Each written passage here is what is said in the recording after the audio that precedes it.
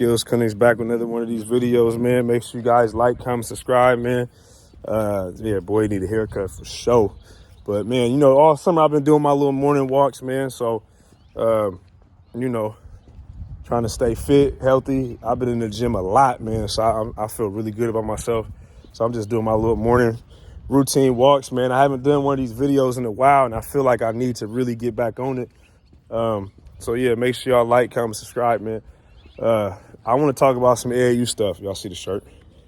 You know what it is. But I do want to talk about some AAU stuff, man. And, you know, a lot of times, man, kids and parents, they make decisions with, you know, who they want to play for and that type of stuff. And, you know, especially at the high school level. I'm not even talking about the youth ages. I'm talking about strictly high school right now. Strictly high school. When parents and kids make decisions on the AAU, right, a lot of times, you know, they'll look at how many kids got out, how many kids went D1, right? That's mainly what it is. I mean, a lot of them don't look at D2. They try to act like they do, but they all look at who goes or who went D1, right? And that's fine. You know, I'm not saying that that's not proper. It's very proper. You want to know who got out. But I'm going to talk about just this right here across the chest, Rampage, right? We've had about 5 or 6 guys go D1, right? None of those kids, not one, and I can call those kids right now and they'll agree with me 100%. None of those kids that went D1 were D1 when they first put on a Rampage jersey. Not one. A lot of them gradually worked into that and got better year in and year out. And, man, it's good lighting right here in the shade. But a lot of them were not, all of them were not D1 when they first came. And so I think there's value in the ability to develop a kid into a D1 versus other programs that may put on the front and have a whole long list of kids that went D1. But a lot of them were already D1 when they got there, or they already were, you know, on the scale to go D1, like they were top 100 kids. So, you know, when you're a top 100 kid, like D1 is in the bag if you're top 100, right?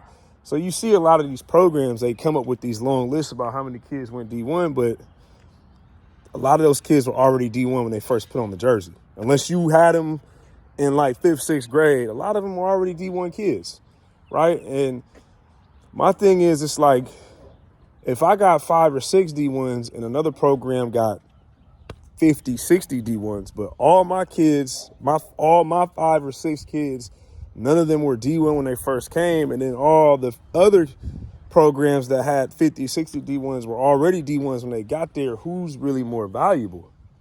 Let's talk about it, because, you know, not tooting our own horn and anything like that, but I feel like parents are not, you have to do full, thorough research. Like, you have to really, really follow through on research, because you can get blown away by the amount of guys that go D1, but a lot of the programs aren't really developing. And so, like, if they're not developing guys in the D1, why should I care about how many guys that went D1 if most of the guys that went D1 were already D1? I would rather go with the program that guys wasn't D1 and they turned into D1. Now, every kid is not going to be turned into D1. Every kid is not. But I just feel like, man, you have to choose development over exposure. And I think people are doing the opposite. They're choosing exposure over development. And even the kids that may go D1 are not surviving there because of development. So development is always going to take over at some point where, like, you gotta still survive there. Going D1, it should not be the end goal, and especially nowadays, because coaches are putting kids in the portal. So a lot of those scholarships is year to year. Actually, all of them are year to year. Coaches are putting kids in the portal. So if you're not developing and you're not constantly getting better every year, you might go D1, but you might not stay. And a lot of programs ain't talking about the guys that aren't staying. You know what I'm saying? A lot of my guys that went D1 stuck it out. They're still there, still on rosters, or they transferred to higher levels or better situations. You know what I'm saying? So I just want to touch on that because you can't just look at who went D1. Do real research. See if those names on the list are still at those schools.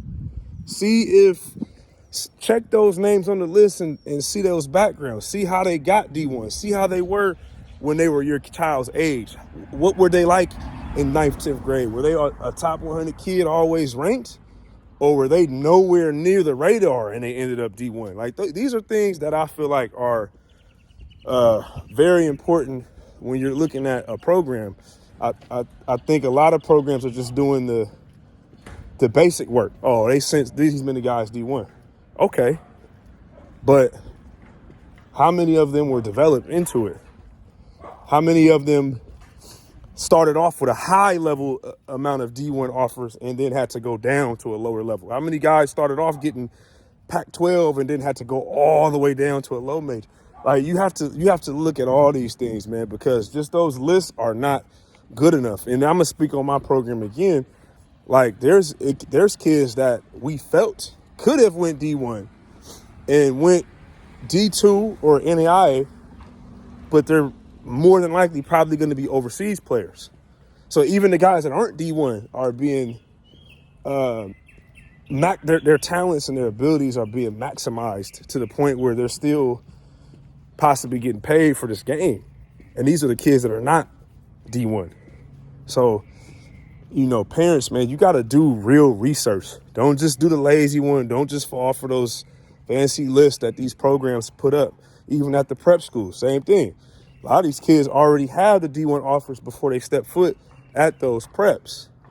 And prep might help for development just because of the amount of time you're in the gym, but still, like, when we're looking at who's going D1, do the real research on how they got there. Did they develop into D1? Did they stay? Are they still there? Like, you got to really do real research, man. And I feel like parents these days are doing lazy research and they're just going by what they hear and what they see. You got to really you got to investigate this because, let's be honest, AAU is very expensive. So if you're going to be putting tens and thousands, sometimes hundreds of thousands, if you're looking at it from a whole high school career standpoint, you might spend close to hundreds of thousands when you factor in flights, registration fees, and hotels, and all that good stuff, training. When you factor all that in, you might spend close to hundreds of thousands through a high school career. Not far-fetched. So when you look, if you're investing that type of money into your child, you got to do real research, man. And I'm begging y'all, do real research on my program. Do it. I'm not here to talk about, just us. I mean, look up our guys. Look at what they're doing. Look at who went D1, D2, who went JUCO first, then D1. Look it up. Look up their journeys. I want you guys to look up my program and research our guys because I'm confident in what we do. A lot of these programs, you do real research. It's programs out here, man, that put a kid on their list and they only play one tournament with them. Like if I can do that, my list would be a lot higher. There's so many kids that played in the tournament with us, didn't finish with us, and I never put their name on the list, and they're at D1s right now. These are kids we won tournaments with, but I know that they didn't stay with us, and we wasn't the last AAU team that they played for. So I'm not going to, I don't believe in plagiarism. You know what I'm saying? But some programs do. They'll put them in there for one tournament, even though they know they really didn't run with them, just to make their lists grow bigger. That's why I say, man, y'all got to be careful out here, man. Y'all got to stop falling for the okie doke and do real research on these programs, bro, because a lot of them lists ain't real. Even some of the ones that went into the NBA, a lot of them lists ain't real. They might have played 4 games, and they putting their name on the list like they, technically they did play for them, but they didn't.